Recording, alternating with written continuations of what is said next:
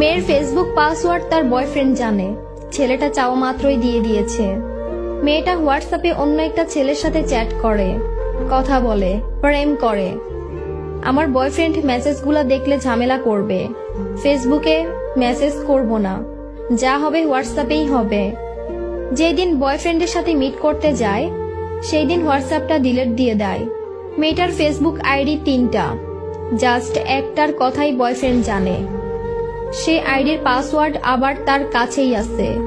সে তো ভাবে, একটা লয়াল গার্লফ্রেন্ড পাইছি, কারো সাথেই কথা বলে না, মেসেজ করে না আমি ছাড়া। মেয়েটার অন্য 2 আইডিতে উথাল পাতাল প্রেম চলে, কিন্তু ছেলেটা জানে না।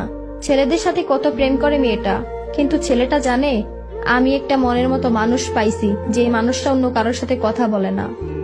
আরে ব্রো, যার ঠকানোর চিন্তা থাকে সে কোনো না কোনো ভাবেই ঠকাবে।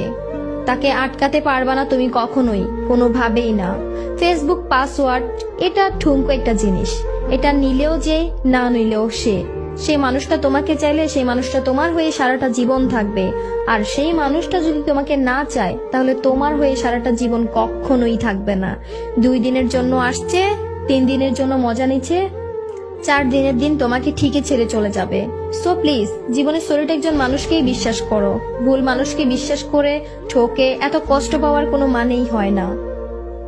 যে তোমাকে ঠকাবে সে তোমাকে এমনিতেই ঠকাবে।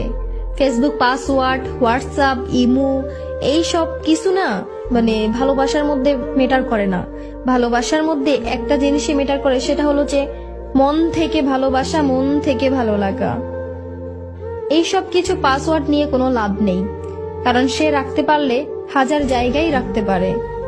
এক জায়গায় রাখতে হবে এমন কিন্তু ব্যাপারটা নয়। সো বিশ্বাস, ভালোবাসা এটাই হচ্ছে আসল, আর কিছু না।